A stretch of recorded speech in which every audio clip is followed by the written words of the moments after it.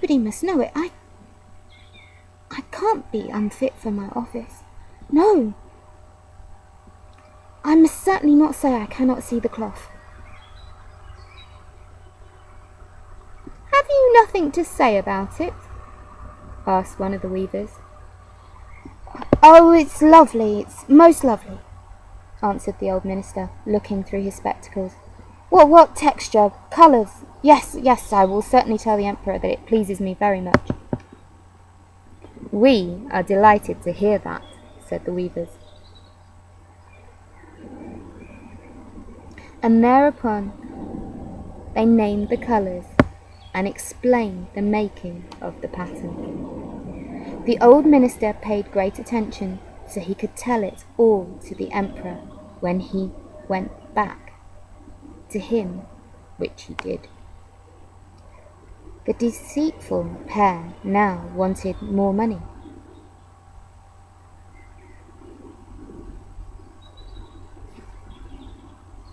I've skipped a bit, sorry.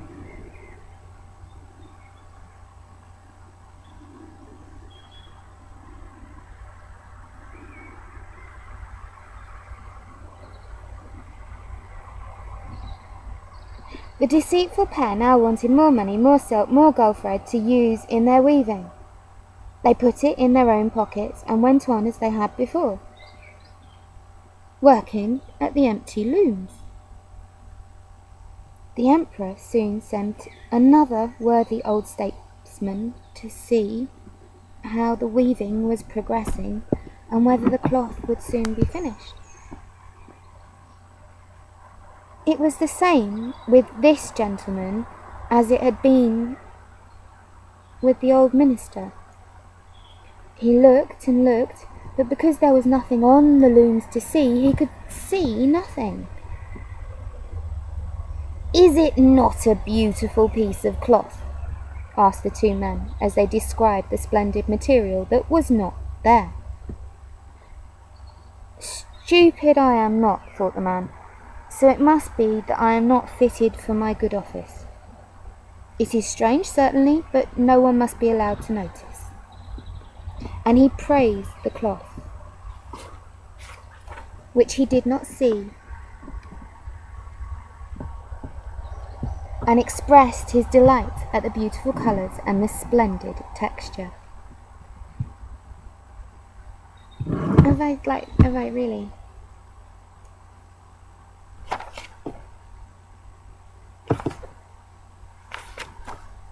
"Yes, it is quite beautiful," he said to the emperor. Everybody in the town was talking of the magnificent cloth. Now the emperor wanted to see it for himself while it was still on the loom. With a great crowd of select followers, including the two worthy statesmen who had been there before, he went in to the cunning workmen, who were now weaving more busily than before, but without fibre or thread, of course. "Is it not splendid?" said both the old statesmen. "See, your majesty, what a texture! What colours!" And they pointed to the empty looms, for they believed that the others could see the cloth quite well.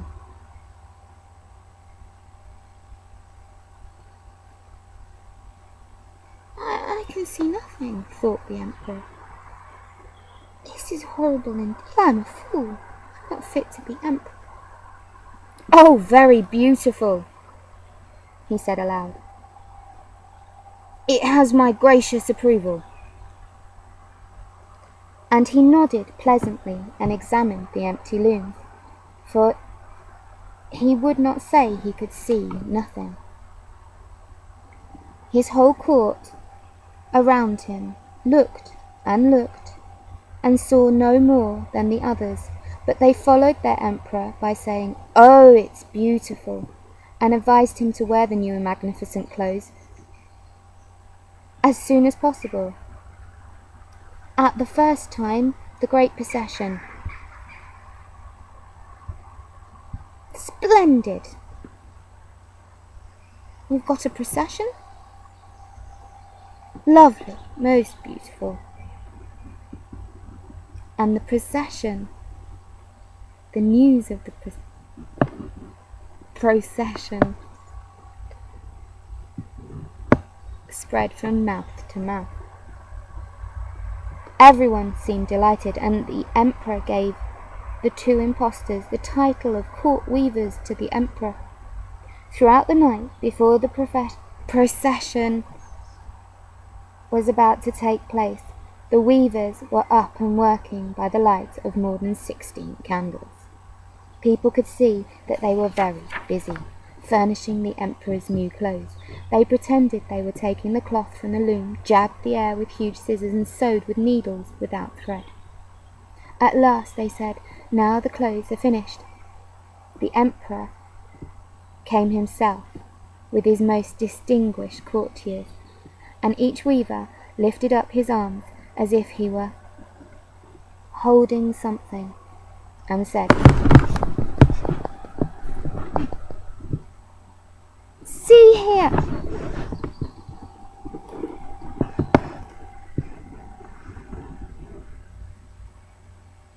I've got to find "see here" now.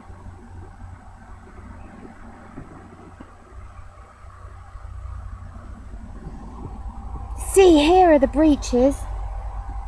Here is the coat. Here is the cloak," and so on.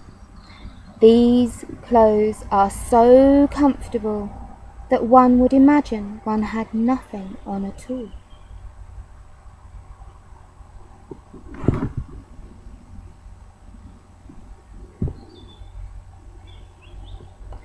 But that is the beauty of it. "Yes," said all the courtiers, but they could see nothing, for there was nothing there. "Will it please your majesty to take off your clothes?" said the weavers. "Then we will dress you in the new clothes, here, before the mirror." The emperor removed his clothes, and the weavers placed themselves before him, as if they were putting on each part of his new clothing, which was ready. And the emperor turned and examined himself in front of the mirror. How beautifully they fit! How well they are made! "What material! What colours! What a gorgeous suit!" said everybody else. "They are waiting outside with the canopy, which is held over your majesty in processions," announced the master of ceremonies.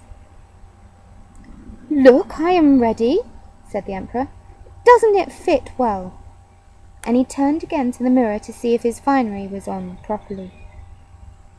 The courtiers groped on the floor as if they were lifting up the train. Then they pretended that they were holding something in the air. They would not have it said that they could see nothing. So the emperor went along in procession under the splendid canopy, and all the people in the streets and at the windows said how gorgeous the emperor's new clothes were.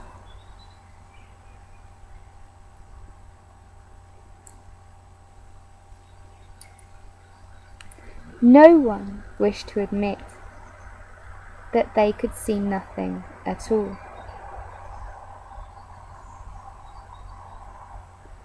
For then he would have been unfit for his office, or a fool. Never before had the emperor's clothes met with such approval as these.